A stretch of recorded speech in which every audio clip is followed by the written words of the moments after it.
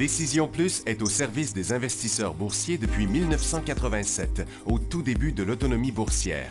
Notre logiciel de graphique Market Vision Plus et notre logiciel de code dynamique Trader Plus en ont fait sa renommée. Nous sommes encore ici parce que nous évoluons sans cesse et que nous servons bien nos clients. Découvrez nos produits et services spécialement conçus pour l'investisseur actif et autonome dans la boutique Décision Plus. Le logiciel de graphique Market Vision Plus est en français. C'est le logiciel le plus utilisé par les investisseurs de chez nous. C'est lui que vous voyez dans le feu de l'action. Trouvez, classer et analyser plus facilement avec cet outil sans pareil pour suivre la bourse et prendre les meilleures décisions. Gardez vos titres à l'œil avec Market Vision Plus. Consultez la boutique Décision Plus pour en faire l'essai pendant 10 jours sans aucun frais, c'est garanti. Laissez-nous vous guider pour analyser la bourse et prendre vos décisions. Les analystes de Guru.tv feront tout le travail pour vous. De minute en minute, nous classons les titres selon leur situation technique. Nous révélons les signaux d'achat et de vente. Nous publions des recherches poussées et nous prodiguons des conseils en temps réel. Ça commence avant l'ouverture et ça se poursuit jusqu'à la fermeture des bourses. Profitez de chaque cycle boursier avec Guru.tv. Trader Plus, l'instrument du day trader. 50 codes qui clignotent en même temps. Autant de listes que vous voulez. Graphiques à la seconde. De 3 à 30 graphiques. Des alarmes à volonté.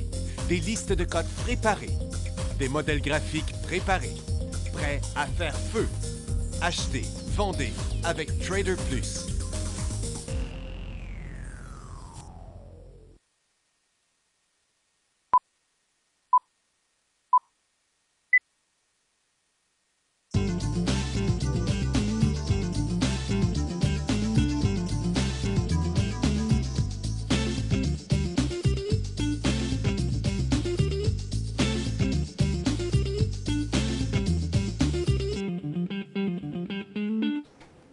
Bonjour tout le monde, bienvenue dans le feu de l'action.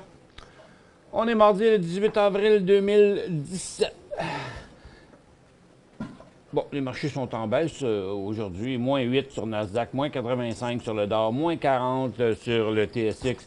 Ceux qui étaient sur Guru.tv hier, vous avez vu qu'on était pas chaud à dire « OK, on va prendre des positions » malgré la hausse des marchés. Tout ça, ça n'avait pas l'air super hot. Et puis, bon, on voit là aujourd'hui sur les marchés, le marché est parti en baisse. Ça fait 3 fois là, que sur un Nasdaq, on y va déjà là, ce matin. On a encore remonté, mais on va moins haut qu'avant. Ça fait 3 sommets qu'on fait ici aussi. Ça a l'air à vouloir revenir encore à la baisse. Et ça va nulle part. Le phénomène est un peu plus accentué sur le Dow. Vous voyez, la première chute, le premier rebond, le deuxième, le troisième. C'est pas très, très fort, là. C'est pareil sur l'indice, sur le SPY. Et TSX est en train de revenir encore vers son bas, lui aussi. Donc, fort possiblement qu'on pourrait aller encore un peu plus bas aujourd'hui. Du côté des nouvelles, la Corée du Nord menace de faire des tests de missiles plus régulièrement. Ils en font déjà pas mal régulièrement, je trouve. Et le dollar américain est en baisse. Et regardez la hausse du British Pound aujourd'hui. Le dollar canadien, lui, est en baisse aussi. Donc, le Nikkei, ça rebondit, tout simplement. Fin du cycle baissier pour le moment. En Chine, badang, on est retombé sur le support assez raide d'abord de ça. À Londres, on a traversé, là, on vient de mettre le pied en territoire baissier là, pour ce qui est du marché de Londres.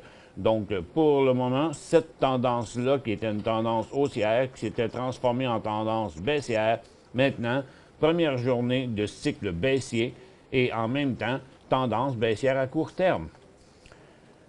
Thérèse May annonce des élections surprises le 8 juin à Londres. Elle veut tirer profit de l'extrême faiblesse des travaillistes dans les sondages pour contrôler son mandat et sa majorité par le vote populaire avant les difficiles négociations sur la sortie de l'Union européenne. Bon, quelques résultats financiers aujourd'hui. Il ne passe pas grand-chose du côté de Bank of America, qui était en hausse, mais maintenant est encore en train de tester son support, comme les services financiers, la plupart des services financiers d'ailleurs, comme le marché, comme plusieurs secteurs aussi. Ils attendaient 35, puis ils ont eu 41, mais le titre est revenu en baisse. Goldman Sachs traverse première journée, un peu comme le marché de Londres, première journée de cycle baissier, inversement de la tendance neutre, et bien sûr, c'est sûr, en même temps, inversement de la tendance haussière. Ils attendaient 5,19, ils ont eu 5,15. United Health, 2,17 à 2,37. Le titre est en hausse, mais avec une résistance comme ça. Puis en plus, il a ouvert en hausse, puis il redescend. C'est pas intéressant. Johnson & Johnson traverse en cycle baissier. Donc, en fait, des affaires qui commencent des cycles baissiers aujourd'hui, là. Cycle baissier, tendance baissière pour Johnson & Johnson, 1,77 à 1,83 pourtant. Harley-Davidson, qui descend une côte 1,2 à 1,5. Lui aussi, des meilleurs résultats, mais moins 15 du côté des ventes. On n'est pas en tendance baissière, par contre. On s'en va juste vers le creux de la tendance neutre qui date du mois de novembre. Et United Continental de 38 à 41. Malgré tout, le titre est en baisse aussi. Semble vouloir décrocher et revenir à son support de 65 $. Et Netflix, 37 cents à 40 cents. Bon, le titre reste coincé en haut là, dans sa longue formation neutre. Orina Pharmaceutical a signé une assurance avec Merck Animal Health, lui accordant des droits globaux pour développer et commercialiser la solution ophtalmique Volosporine pour le traitement des chiens atteints d'un syndrome des yeux secs.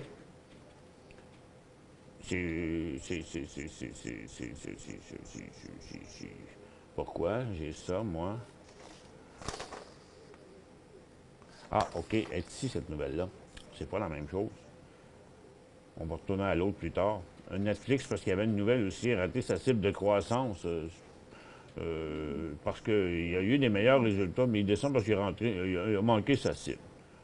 Bon, ils ont rajouté 1,4 million d'abonnés aux États-Unis au 4e trimestre, et, contrairement à ce qu'il avait estimé 1,59 million.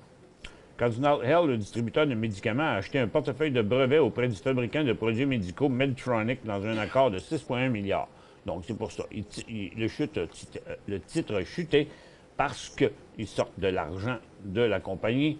Donc, les actions valent moins cher. Mais par contre, ils possèdent quelque chose de plus. Est-ce que ça devrait être plutôt considéré comme une faiblesse, l'achat d'un portefeuille de 6,1 milliards là, de brevets? Ça doit valoir quelque chose, hein? Mais il est retombé dans sa tendance baissière. Je pense que ça, il faut le laisser tomber ici. C'est vraiment à ce niveau-là, à 70$ qui est le support. Il faut surveiller parce qu'il va sûrement reprendre du poil de la bête plus tard. Là.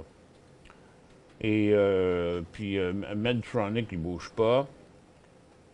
Puis Orina, puis on est rendu. Tiens, il y a quelque chose ici. Avant les rencontres avec le ministre des Finances et les banquiers centraux à Washington cette semaine, le secrétaire du Trésor, Steve Mnuchin, a averti qu'une réforme de l'impôt pour l'été n'est pas réaliste à ce stade, attribuant le délai au retard dans l'échec du projet de santé. Bon. Et puis là ça l'est la nouvelle sur Orina, mais pourquoi ça ne le fait pas rebondir plus que ça, Orina Pharma? Parce que ça avait déjà été figuré dans le prix. Souvent, ça arrive, là. C'est quand même une belle nouvelle. Mais le titre est complètement sans mouvement. Il y a toujours un bon signal qu'on aura ici, facile à identifier. Là. Regardez, il sera juste là, à 9,30. En bas de 9 $, c'est un signal de vente. En haut de 9 $, et 30, c'est un signal d'achat.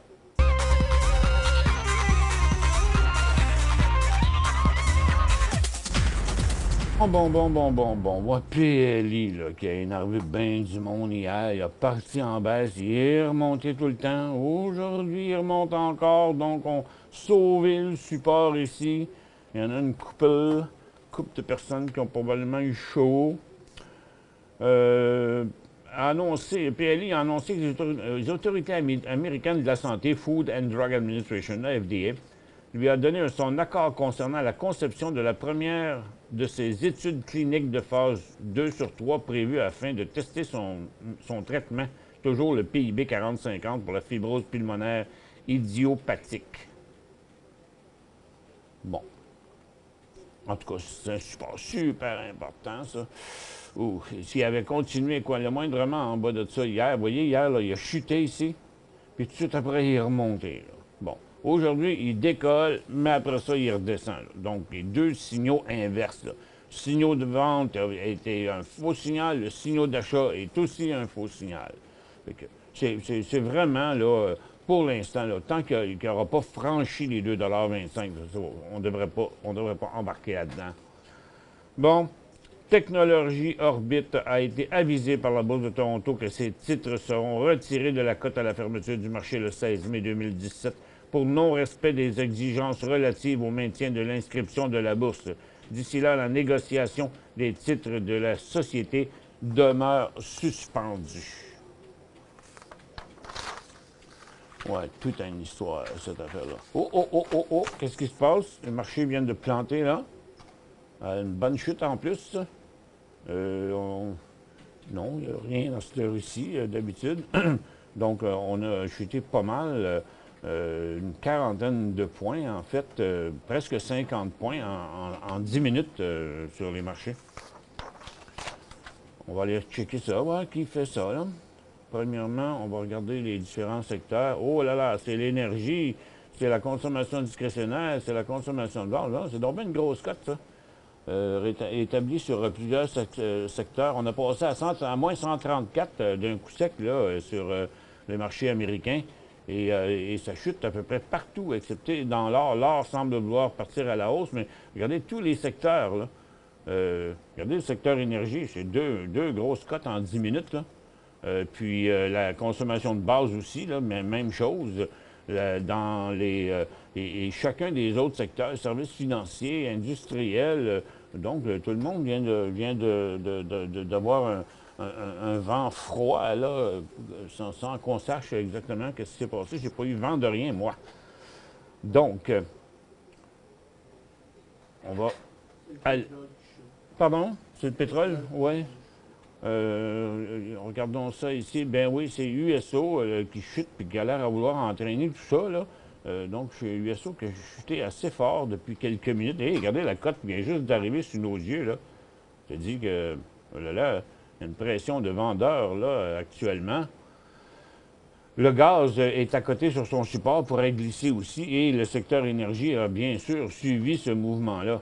L'argent ne bouge pas trop, l'or est un petit peu en hausse, les titres orifères sont hésitants, ça continue encore à chuter, le pétrole et les pétrolières. Puis les autres, les mines, ça chute aussi, les services financiers, les industriels. Donc, pour l'instant, là, ça ne doit pas être très, très joli. Tiens, vous voyez, définitivement, le USO, le pétrole repart en cycle baissier. Puis l'inversement de cette tendance-là à court terme revient dans l'angle du grand couloir qu'on a ici, là. Donc, par là. Donc, c'est pas positif, là. Ça devrait enclencher des signaux, ça. Le gaz est à côté de son support, mais regardez, les titres sont sur le bord de donner des signaux de vente. On va aller faire le tour de ça dans une minute ou deux, là. On va regarder avant les orifères qui, elles, semblent, après une matinée de correction, sans avoir trop inversé sa tendance, revient à la porte là, pour le début d'un autre cycle haussier. Au-dessus de ça, ici, on aurait un cycle haussier à nouveau. Et les orifères qui sont placés à peu près dans la même situation. Donc, passer 223 points, il y aurait un signal. Donc, on pourrait avoir des signaux à la baisse sur les pétrolières et à la hausse sur les orifères. Je fais le tour de ça aussi tantôt. Les minières, ça ne regarde pas bien du tout. Après une petite pause ici de 2 jours, regardez, aujourd'hui, oups, là, on s'en va par en bas. Donc, mouvement très négatif de la part des minières, là, si vous avez des positions là. Là aussi, ça va être important d'aller vérifier qui fait quoi. On fait le tour des autres secteurs avant. Consommation discrétionnaire, c'est assez calme, malgré la petite baisse qu'on a vue tantôt. Les télécoms aussi, pas trop de risques là. Mais les services financiers, ça ressemble aux services financiers du côté américain. On va venir mettre de la pression sur les supports ici. Secteur industriel, non, plus de momentum haussier. On reprend un peu une direction par en bas. Les real estate, c'est correct. Les services aux collectivités, il ne se passe rien. La santé, là, ça frappe à la porte encore là, pour un décrochage. Vous voyez, là, c'est très, très faible. On met de la pression sur un nouveau bas. C'est probablement Barland qui fait ça, je suppose. En tout cas, c'est pas PLI. Oui, c'est Barland qui fait un nouveau bas aujourd'hui, décroché ce matin à 12 piastres, puis menace de décrocher encore une autre fois. Pour joindre Michel Carignan et son équipe par courriel, écrivez à michelcarignan@decisionplus.com. 5 bonnes raisons de gérer vos investissements avec Banque Nationale Courtage Direct. Des frais de commission fixes à 9,95 en tout temps pour tous les clients et à partir de seulement 6,95 si vous êtes un investisseur actif. Aucun frais d'administration annuel si vous détenez plus de 20 000 dans vos comptes. La possibilité d'ouvrir des comptes enregistrés en devise américaine. Des outils performants afin de faciliter vos prises de décision. Un service à la clientèle primé et un niveau de satisfaction parmi les plus élevés de l'industrie. Pour en savoir plus, visitez le bncd.ca ou appelez-nous dès maintenant. Décision Plus est au service des investisseurs boursiers depuis 1987, au tout début de l'autonomie boursière. Notre logiciel de graphique Market Vision Plus et notre logiciel de code dynamique Trader Plus en ont fait sa renommée. Nous sommes encore ici parce que nous évoluons sans cesse et que nous servons bien nos clients. Découvrez nos produits et services spécialement conçus pour l'investisseur actif et autonome dans la boutique Décision Plus.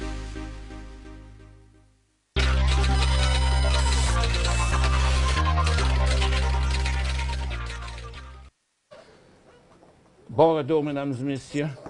Maxime, j'ai envoyé quelques courriels des auditeurs dans l'imprimante. Ce serait super gentil si tu allais m'y chercher. J'ai plus beaucoup de questions à répondre dans la tablette, mais je vais donner un petit coup sur mes courriels papier. OK.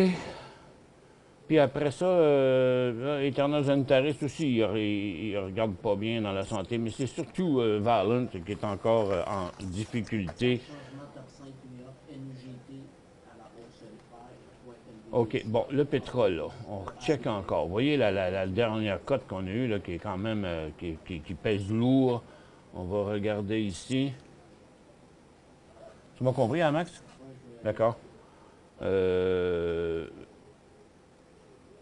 OK, mais il n'a pas lâché le pétrole depuis qu'on a parlé tantôt. Là. Il continue encore à la baisse.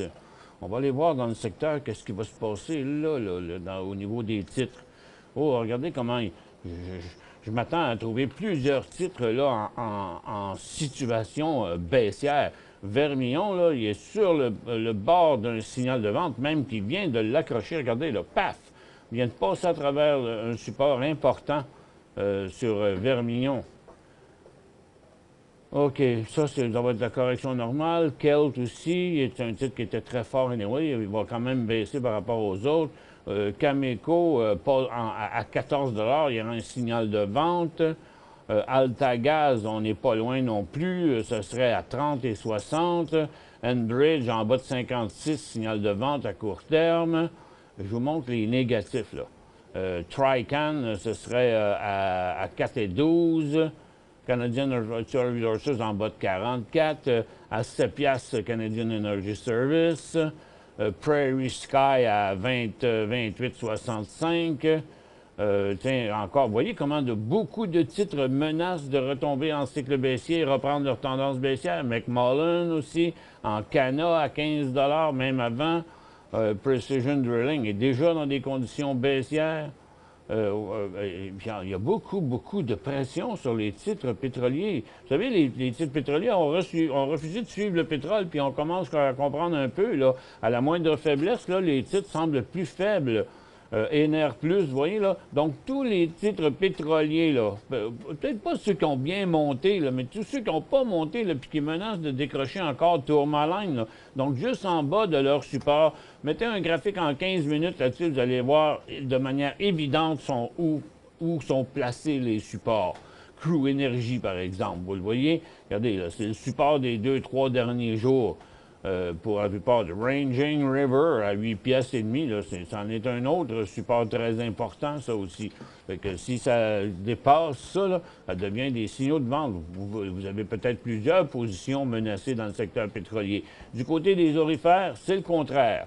Donc, ici, on va regarder ça. Kinross, vous voyez, là, on est à la croisée de la tendance baissière, donc à passer 5,25 signal d'achat là-dessus. Barrick Gold, ce serait à 27,25. IAM Gold, ce serait ici aux alentours de 6,10. Franco, juste au-dessus de la résistance ici, à 93,60.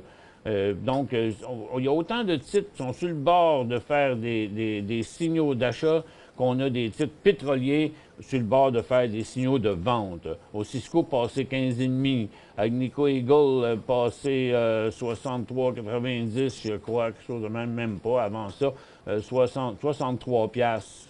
Et puis, ainsi de suite sur la majorité des stocks. Dans les mines maintenant, on est traversé là. Il doit y avoir des signaux de vente. Là, à court terme, un des titres forts part en correction, Ivanhoe Mine. Sherritt allait mal, il continue à aller mal. Hut Bay est traversé il y a 3 jours à travers un support important, continue encore à glisser. Son signal de vente est arrivé le 12 avril. Oups! Donc, Teck, matin, fait un mauvais mouvement, là, parce que, écoutez, regarde, on a chuté à travers ce support-là. Chaque nouvelle rechute est un signal de vente à court terme. Donc, dans le cas de Teck, son prochain signal est vraiment tout proche à 28 piastres et demi. Donc, regardez First Quantum, c'est vraiment négatif là, comme mouvement. Les sommets qui ont été plus bas les uns que les autres. Là, maintenant, on accélère à l'arrivée du support. C'est pas bon signe. Turquoise a déjà donné son signal de vente aussi le 12 avril. Et tout comme Labrador Iron Ore le 12 avril. Donc, ça continue. C'est très, très faible du côté des mines à éviter totalement. Puis ailleurs, à éviter aussi, parce que les autres secteurs ne sont pas en ascension. Il n'y a pas de signaux de vente en général sur les autres secteurs, par contre. Donc, les titres aurifères qui pourraient devenir intéressants, les titres pétroliers ou qui pourraient passer la zone de risque, là. Maintenant, ici, j'ai quelques courriels papier. Ici, c'est Frédéric, je possède, merci à toute l'équipe, merci Frédéric, je possède 50 000 MLN, Marlin Gold à 67, il vaut 70, il est en belle situation. Pas un beau titre parce que c'est un titre qui n'est pas liquide en général. Regardez, il fait en bas de 100 000 de volume, là. Mais il est positif quand même s'il n'est pas liquide. Regardez, belle grosse formation triangulaire ascendante. Donc, ça fait 1 an que cette résistance-là est testée. Puis, à très, très, très court terme, vous voyez que les creux sont toujours de plus en plus hauts. Donc, tout indique une possibilité de décollage imminent ici. Donc, vous avez ça à 67, le titre est à 69, là. Fait que s'il passait en dessous de son support, il n'est pas assez pour prendre des profits. Je pense que vous devez prendre un certain risque, là. Vous êtes déjà dedans probablement depuis une petite secousse, ça fait peut-être un mois, là. Donc, tant qu'il ne descendra pas à 67, puis encore là, il est vraiment pas négatif. Je pense que ça me prend juste un peu plus de patience pour ça. Le spread est toujours très grand, volume bas, difficile de sortir de cette position. Par contre, ils produisent à très bas coût. Bien, c'est ça. Laissez-la aller. Techniquement parlant, tout est positif dans ça, là. Et maintenant, il fait ce qu'on s'attend qu'un titre, ce qu'on veut qu'un titre fasse. Quand il remonte à sa résistance, ici, là où les acheteurs ont arrêté d'acheter 2 fois, en janvier puis en février, on se ramasse là, mais au lieu de revenir au support, là, par ici, regardez, il reste à côté en haut, là, tout proche, près de traverser.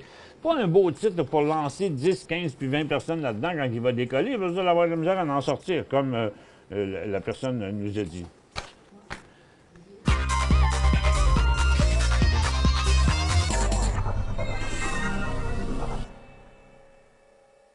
Cinq bonnes raisons de gérer vos investissements avec Banque Nationale Courtage Direct. Des frais de commission fixes à 9,95 en tout temps pour tous les clients et à partir de seulement 6,95 si vous êtes un investisseur actif. Aucun frais d'administration annuel si vous détenez plus de 20 000 $ dans vos comptes. la possibilité d'ouvrir des comptes enregistrés en devises américaines, des outils performants afin de faciliter vos prises de décision, un service à la clientèle primé et un niveau de satisfaction parmi les plus élevés de l'industrie. Pour en savoir plus, visitez le bncd.ca ou appelez-nous dès maintenant.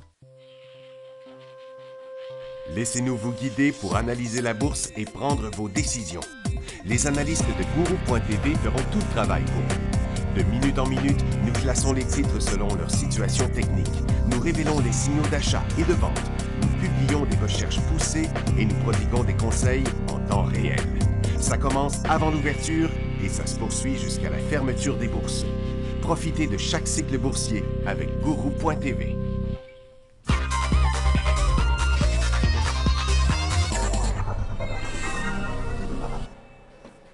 Bon, j'ai un courriel de Julien qui dit « Je vous écoutais hier à propos d'Orbit et de sa décote et de l'analogie avec Air Canada. Vous avez bien raison. » Bien sûr que j'ai raison. J'ai tout vécu, ces affaires-là. Là. On a vu ça maintes et maintes fois. Et puis, mais c'est plate parce que c'est purement technique, là. Tu sais, c'est purement technique. Des fois, on se demande si c'est pas volontaire. Aïe, aïe, qu'est-ce qui se passe sur le TSX? Bougez pas, là. Ah là, qu'est-ce que c'est ça? Cette affaire-là? Regardez-le donc, patard! Hey, c'est toute une glissade. Pourtant, les pentes de ski sont fermées, là. 15 650 à 15 550. On vient de dropper de 100 points dans 15 minutes, là. Puis regardez, là, le DAR, le SPY est sur son bas de la journée. Le DAR est plus bas que sur son bas de la journée. Il vient de chuter encore. Et l'indice de Nasdaq est à côté aussi pour être traversé. Il doit y avoir quelque chose de négatif. On continue sur cette histoire-là. Et Nemaska Lithium est sans doute le même chemin que Canada Lithium. Ouais, ça, je suis pas sûr, là, mais avec ses envois de lithium pour être approuvés. Canada Lithium avait fait la même chose avant de se déplacer sous des créanciers, de se placer sous des créanciers pour plus ou moins 2 ans et être revendu à gros rabais aux Chinois. Tous les actionnaires ont perdu de gros dollars dans RB Energy. Oui, vous avez absolument raison. Pourquoi RB Energy se négocie encore? Sur OTCBB, ouais, je pense que oui, mais ça vaut rien, là. Je ne sais pas pourquoi qu'il n'ait pas disparu complètement. Et puis à qui ça appartient, ces actions-là, d'ailleurs. Bon, ça, c'est vraiment une question longue. Comment jouer le TVIX, là? Écoute, ça prendrait une demi-heure, une émission complète juste pour faire le tour de vous expliquer comment on va trader le TVIX. C'est une belle affaire, mais c'est pas tout le temps hot à trader. C'est hot à trader juste dans les grands excès de volatilité, ces affaires-là. Surtout le TVIX, l'indice de la peur. Le problème, c'est ceux qui essayent de le trader tout le temps, parce qu'il y a des grands bouts de temps que ça ne fait rien, puis même des fois qu'il fait le contraire que ce qui est supposé d'avoir quand il n'y a pas beaucoup d'activité. Après une longue période, Sherritt International est-il un signal d'achat? Ça m'étonnerait bien gros, là. De mémoire, non, pas du tout. Ça va très, très mal, son affaire. Il plante comme une roche. Est-ce qu'il va s'arrêter ici ou qu'il va revenir à son support de 60 cents? En tout cas, je ne sais pas ce qui va arriver avec ça. Regardez, long terme, moyen terme, court terme, tout est négatif. Je sais même pas, je pense que ce support-là n'est pas si fort que ça. Des grosses chances de le voir aller jusqu'à... Tenez-vous loin de ça. Que penses-tu de l'achat de LIX?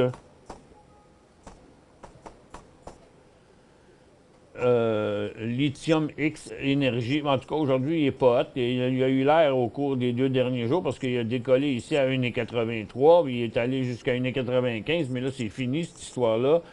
Pour l'instant, tenez-vous loin de ça, il y a un signal de vente à 1,70 $. SMF à 4,20. SMF à 4,20, ça doit être... Oups, là, ça doit être pas si pire, ça.